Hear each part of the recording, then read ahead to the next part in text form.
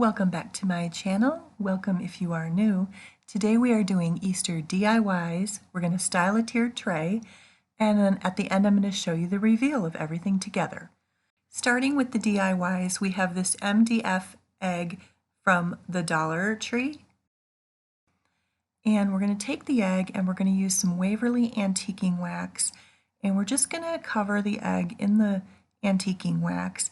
And then after we get it covered to a certain amount, we're going to go ahead and take some paper towel and we're going to remove some of that wax off of it.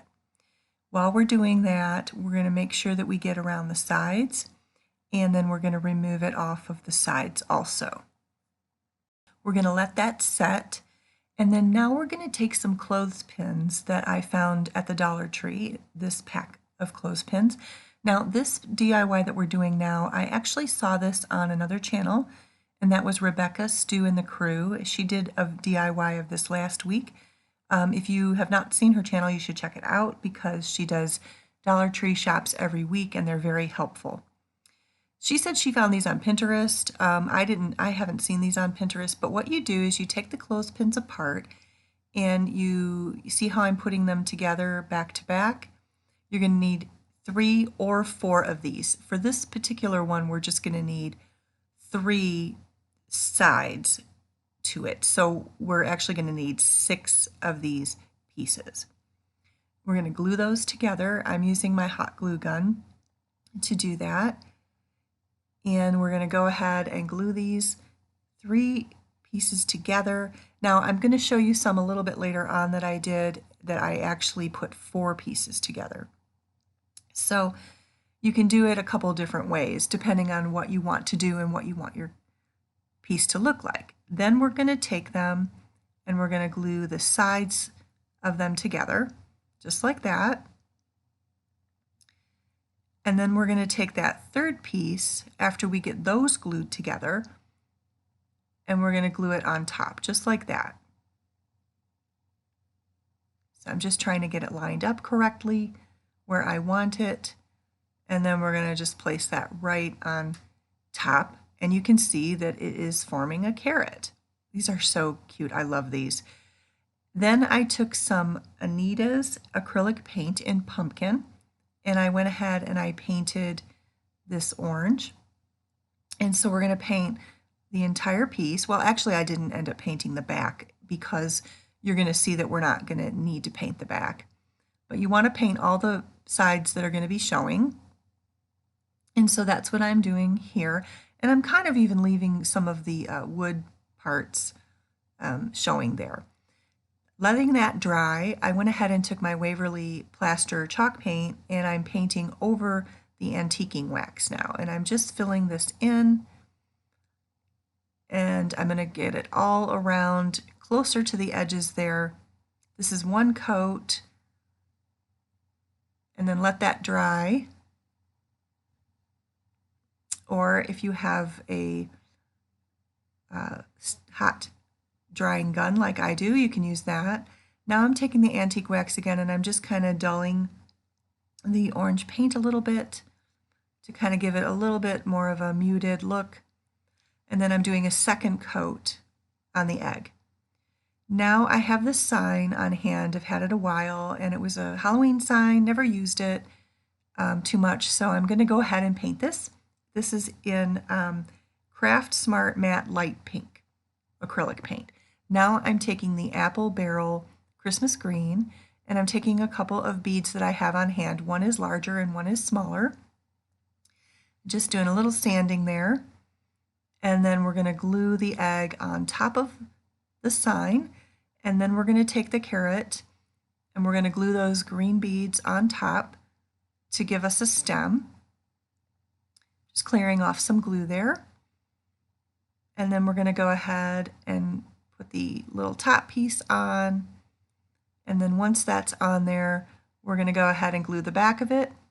And you can probably, yes, we're going to glue it right to the middle of this egg here. So we have a nice 3-dimensional sign.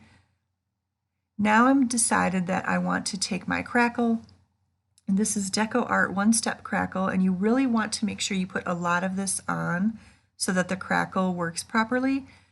We're going to paint that all around, and while I'm letting that dry, I'm actually moving on to my second set of carrots. Now these I painted in the plaster, and these have 4 sides to them. So I added a clothespin to the back, and then I painted it all in the chalk paint. And now I'm just making a little tassel with the jute from the Dollar Tree, and then I'm sticking that in there, and then that's going to be the stem. So my command hooks on my mantle are 5 feet apart, so I measured that, and then I just took my carrots, and I have 6 of them, and so I put them about 11 inches apart, each of them, and then I just took the jute, and I have it, you see how much of it I have here, because I wasn't sure how much to cut, wanted to make sure I had plenty, and then I'm literally just tying a knot here and tying it tight so that the carrots stay in place. And so I'm spacing them evenly apart by 11 inches and then making sure I have just a little bit of enough left on the end to hang it. And then I'll show you at the end in the reveal what it looks like. So now my crackle has been sitting. I believe I let this set overnight. I usually do that. And if you can see how that is looking there, it's getting a nice crackle finish on that. Now I'm taking some white wax that I have on hand, and I'm filling that in, and it kind of is just accentuating the crackle. I could have gone with a different color, even the antiquing wax, but I didn't really want to go too dark or too aged looking here, so I just decided to go with the white. And that's how that's looking. You can see all the different crackle around it there. It just gives it a nice touch, a nice finish to it, and just a little bit more dimension on this particular DIY. So now I'm just wiping it off, and then we're going to go ahead and we're going to finish it off with hot gluing just a little, I guess this would be twine. Yes, it's twine. A little piece of twine that we're going to put right in the center with a bow, and just making sure I have enough glue there to make sure that it's secure, and then we're just going to stick that right in the middle, and there we have our nice egg and carrot sign for Easter. So in just a little bit I'm going to show you how that looks on my tray. Now I have this wire wreath that I purchased from Michael's last fall, and I used it with my rabbit tail. I made a little rabbit tail wreath for fall that I hung in my kitchen. I'm going to go ahead and use it for a spring now. And then I bought this ribbon at Joann's the other day when I made that video that I showed you earlier last week. And then I have all of this greenery and these florals, and I believe these florals are from Michael's. I think I purchased them last spring from them. So we're going to go ahead and make a wreath. So I'm just looking at what I actually want to use here, and I'm pretty much deciding that the lamb's ear is out because I don't want to cut it up. I definitely want to keep my wire here because that's going to help me put these florals on here. I don't really want to cut the stems. I want to make sure I can use them later on for something. So I'm putting this on here, and I'm actually doing this backwards. I don't know why I did this, but after I got this on, I realized when I went to put my ribbon on, I'm like, wait a minute, I have these florals on backwards. So you're going to see me correct that. Now I went with the more muted color. I couldn't decide between the check and the little floral design. I decided the floral design would look better in my family room with a picture that I have in there. I have this picture in there that I love, and I don't want things to clash too much. This is a wired ribbon, and we're doing a bow here where we fold the ribbon back like around itself, and so that I can make 2 bows. And I don't want my bow to be too big because this wreath is actually kind of small, so you want to make sure if you use this smaller size wreath that you don't make too big of a bow. So I did this a couple of times. The first time I did it, it was too big, so I had to kind of make it a little bit smaller, but I definitely wanted to make sure that I had enough of a tail on the bow because I do have a large mirror, and I wanted to make sure that that filled in the space properly. So I'm just kind of squishing that down there, and then we're going to go ahead and glue that on, flatten it, make sure that it's going to stay secure on there. The jute on there is helpful in helping it to stay in place. So we're just going to hold that there, and then you're going to see me actually change the florals, because once I'm like, okay, I have these florals on backwards. Again, I don't know why I did this. I know how to make a wreath. It's just been a while. So I'm switching that around. I'm tucking that in the wire, rewiring it so that it holds the florals in place securely. And this is where there's a lot of trial and error here, wrapping it around the back, making sure that it's tight. Just trying to make sure I have things in place the way I want them. I try to make things symmetrical, and then so I'll start off doing things in a symmetrical way, and then I'll kind of go from there, like filling in to kind of give it more of a little bit of a natural look. And this one here, I'm not sure where I got this one. I might have gotten that floral at Hobby Lobby. But it's real pretty, and it has a real realistic look to it, and I always like to use it if I can. So I'm just filling that in. That one's giving me a little bit of trouble. I actually think the head of it bent a little bit, so I am gluing that on. Sometimes I try not to use glue, but it just, especially when you're doing something like this, you do end up having to glue a lot of stuff. I'm just adding a little more glue to the bow here, and then I also tweaked the wiring a little bit just to tighten it and make sure that everything is secure on there.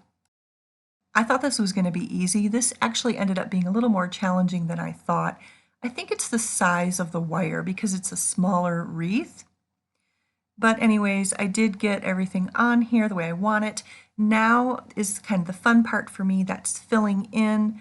So I have these white florals here. I'm just filling these in spots that are bare. And then I also have these tiny little roses, and I thought that would be fun to put in there, and also this greenery. So I pulled off some of the greenery from some of the eucalyptus, and I'm tucking that in places there. And then I'm just sticking the roses in where I feel like there's an empty spot. And you just kind of take a look at things and tuck here and there and glue here and there. And okay, so I went up and kind of took it upstairs to my mirror because it's going to be going on my mantle. I can't wait to show you at the end, but I wanted to make sure that my tails here were the right size. So you see I've dovetailed that side after I went up and took a look at how long I wanted it to be. And then I'm just going to go ahead here and do the same thing with this side. You just fold it over and snip it on an angle, and then you have you have like a little finished detail on the end of your ribbon here. So just like that. And yeah, so that's the right size that I want. And I'm going to kind of give you a little look at what this looks like here. It looks really nice up on my mantle. I can't wait for you to see it. But I'm trying to give you a nice shot here of what it looks like finished. It's a little hard to do with the angle that the camera's at, but you can kind of see what it looks like, at least down here right now. And then after standing back and looking at it, I decided that it needed one more little rose just on the right side, tucked in right there. And now it's finished. Okay, now we're going to go ahead and decorate our tiered tray, which is also going to go on the mantle and hearth.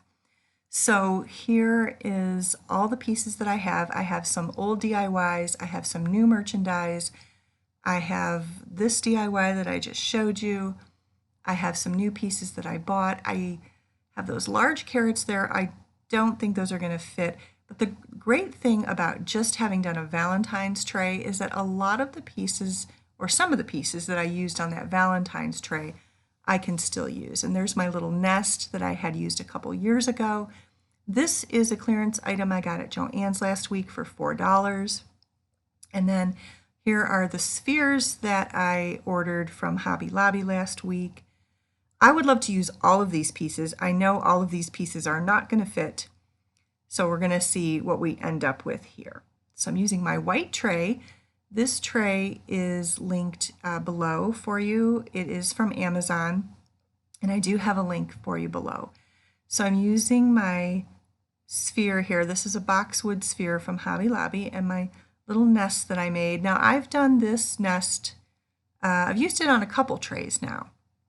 And I have some older ones I can link for you if you're interested in seeing those. I want to make my DIY carrot sign front and center, kind of going with a carrot theme here today, and nests and eggs. So kind of a natural, kind of nature, Easter and nature sort of spring look here. Sometimes when I do a tray, I struggle to get enough pieces to work. Today I'm struggling to cram in as many as I can, so it's a little bit different. Just adjusting that for you there. And then of course the mug and the florals I had used before. There's my little arch I bought at Hobby Lobby that I showed you in my Shop With Me video. That little house is also from Hobby Lobby. Just add a couple little florals in there. And here is my finished tray.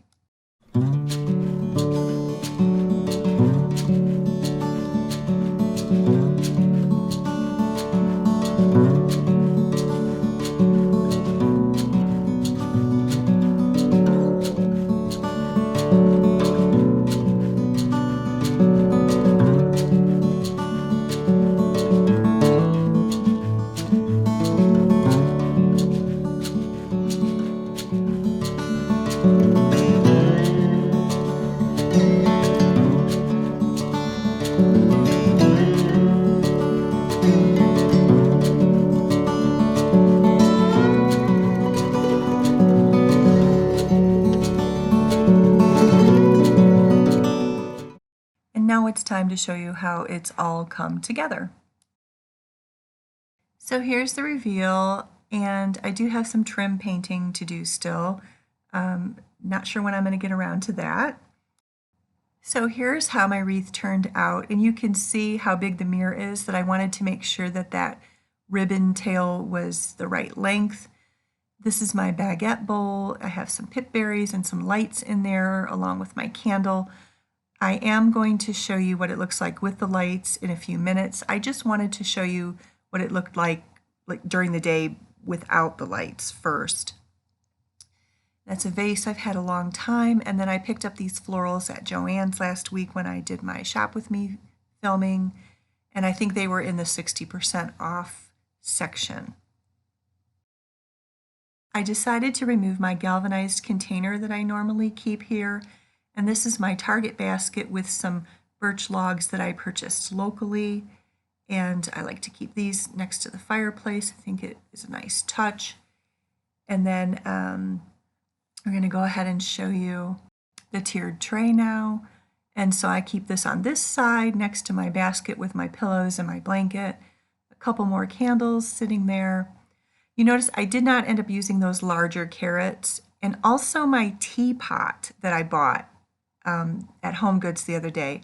I'm going to find a place for those, but they didn't work out back here like I thought they might. The teapot was too big for the tray.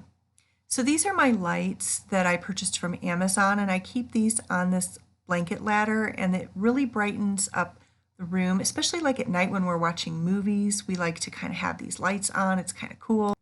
I do have these in my Amazon shop. I can link them for you. They're these bulb lights, and they do have several functions. There's a remote that comes with them. There's an on-off switch. It does have a timer, but we don't use that because I don't leave the transformer plugged in. It has 8 different functions. You can dim them. I'll show you there's 3 different levels of dimming here. It really makes it nice at night when you want to watch a movie, like I said, and you kind of just have a little bit of light, a little bit of atmosphere in the room. It's really cool. And it does have the different functions. I'm going to show you a couple of them right here. Don't worry, I am going to get back to showing you the rest of the fireplace. But different functions here. Some of them I really like, and some of them are kind of crazy that I probably wouldn't use. but I do think they're nice, especially if you were having like a party or a shower or some kind of get together too. I think they would be great to use for that. And I will have a link for those below that you can check out if you would like to. So moving away from there, I'm going to show you now from this angle what the wreath looks like. And then there is a close-up of the ribbon. I am glad I went with this ribbon because I was debating the gingham or the check or this, and I really think this works better in my family room with the picture that I have in here. Of course, there are those carrots there that I made. I may add a bow to this. I don't know, it might be a little plain. I don't mind plain. I sometimes like things to be not so busy, but maybe a bow in the middle would be nice. I don't know, I'll have to think about it and look at it and might tweak it a little bit later on.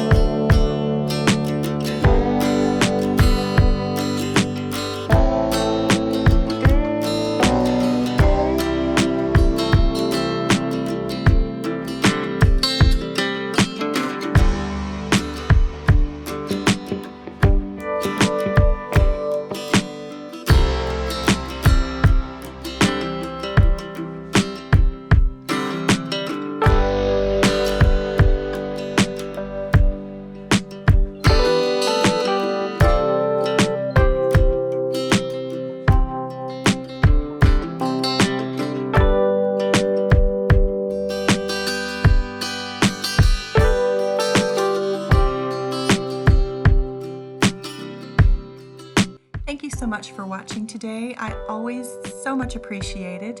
If you enjoyed this video, I would ask that you might give it a thumbs up. That helps me out with my channel. Thank you so much for watching, and I will see you in the next video.